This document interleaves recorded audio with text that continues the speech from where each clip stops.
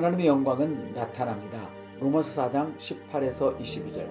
아브라함이 바랄 수 없는 중에 믿었고 이는 내 후손이 이같으리라 하신 말씀대로 많은 민족이 조상이 되게 하려 하심이라.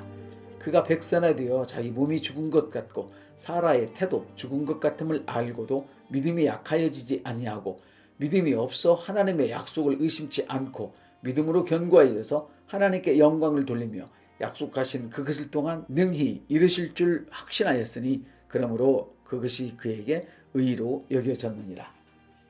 하나님께서 아브라함과 사라에게 아들을 주시겠다고 했을 때 사라의 나이는 89세, 아브라함의 나이는 99세였습니다. 더구나 사라는 여성의 생리도 이미 끊어진 상태였습니다. 두 사람은 생물학적으로는 아이를 가질 수 없었습니다. 이것은 누구도 부인할 수 없는 사실입니다. 하지만 아브라함과 사라는 바랄 수 없는 중에 약속하신 하나님의 말씀, 곧 진리를 신뢰하고 믿었습니다. 마리아의 경우는 어떻습니까? 하나님께서 보낸 천사 가브리엘이 처녀 마리아를 찾아왔습니다.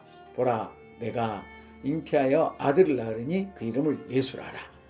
나는 남자를 알지 못하는데 어떻게 처녀인 내게 이런 일이 있을 수 있습니까? 하고 마리아가 물었습니다.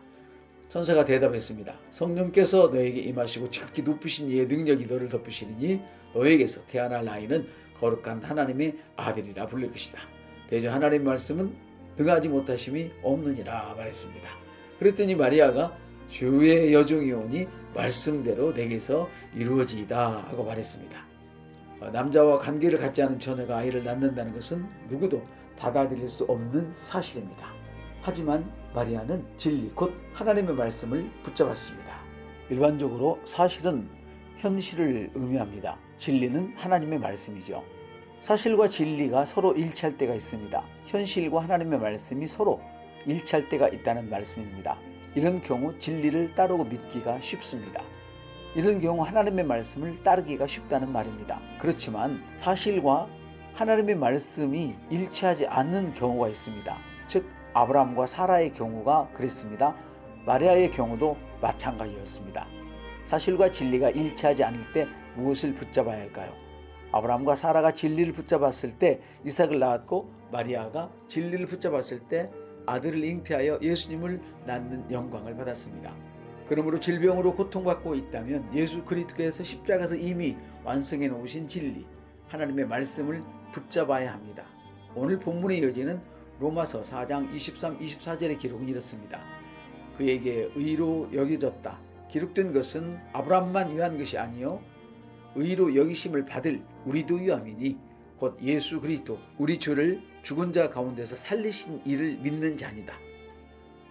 우리도 하나님의 영광을 보기 원한다면 무엇이 필요할까요? 아브라함과 사라처럼 사실을 뒤로하고 진리를 붙잡아야 합니다. 예수님의 권면, 아브라함은 자기 몸이 죽은 것 같고 아내 사라의 태도 죽은 것을 알고 있었다.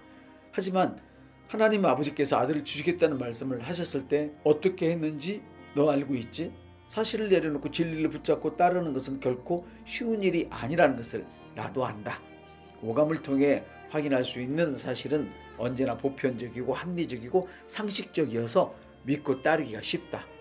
너희 믿음의 선배들도 아브라함처럼 사실과 진리 사이에서 갈등하며 믿음의 싸움을 했단다. 너도 아브라함처럼 믿음의 선배들처럼 진리를 붙잡고 말씀이 보장하는 치유의 은혜를 꼭 경험했으면 한다. 믿음의 고백. 하나님의 말씀은 영원한 진리이다. 예수님을 구주로 믿는 나는 진리의 말씀을 붙잡고 산다. 하나님의 은혜와 진리는 내 믿음을 통해 권능을 드러낸다.